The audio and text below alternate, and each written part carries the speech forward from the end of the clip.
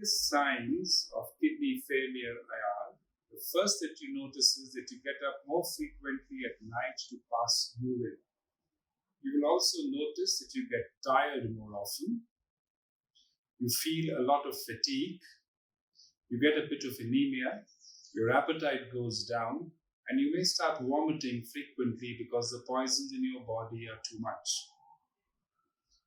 When does a patient need dialysis? So remember, what does a kidney do? It takes the poisons out of your body. It makes blood and it strengthens your bones, also controls your blood pressure.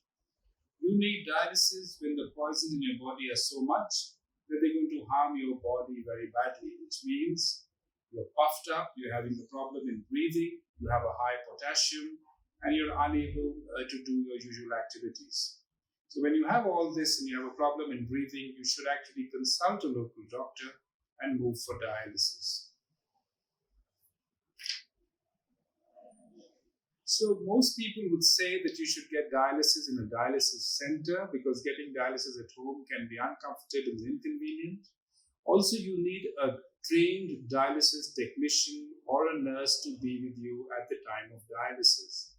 Remember, during dialysis, the machine pulls out your blood, cleans it out, and then puts it back in. So you can have low blood pressure. Some people can have vomiting.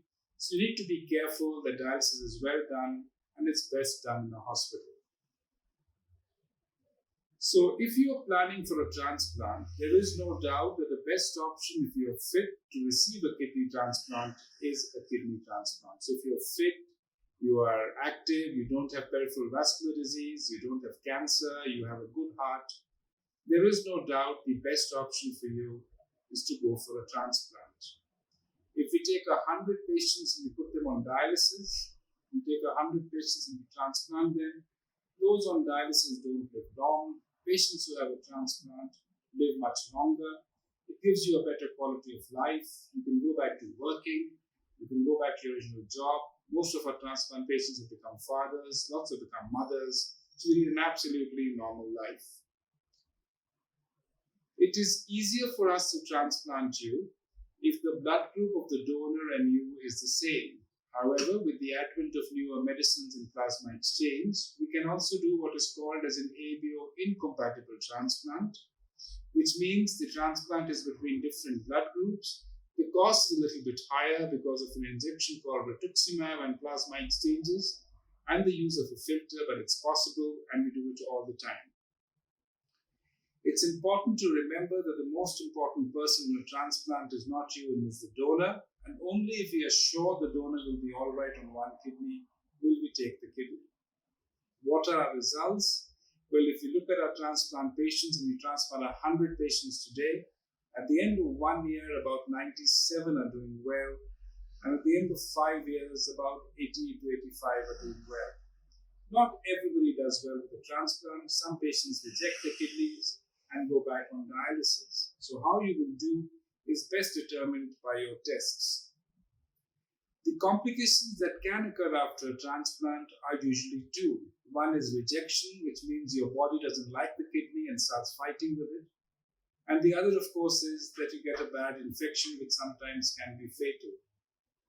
You can have mild surgical complications like a wound infection, a leak of urine, or very, very rarely a thrombosis of the artery that is supplying the kidney.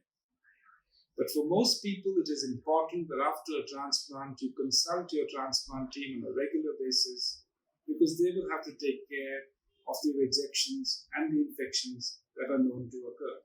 Having said this, after about 3 or 4 months, everything stabilizes, the medicines are down, and everything is hunky-dory for quite a long time. Postoperatively, it's very rare for a patient to need dialysis. He only needs dialysis if the kidney doesn't work. And for that, he might need dialysis support for some more time before the kidney kicks in. Of course, if immediately after the transplant you have a bad rejection, you also may need dialysis support till you're able to treat the rejection and make the kidney recover from that rejection. Post-transplant, you need to be careful. You must drink clean water, have clean food, ensure that you lead a slightly restricted social life, you meet less people, avoid crowded places, and take your medicines regularly. is also imperative that you consult your transplant team on a regular basis. In the COVID era, we don't think transplant patients need more medicines. In fact, most of our transplant patients have done well if they follow what is called as a COVID appropriate behavior, which means they wear masks, they practice hand sanitization, and they use social distancing. They also must take their medicines regularly. Transplant patients are strongly advised to take the COVID vaccination, including a booster dose, because we know that COVID can be quite serious in the immunosuppressed patient.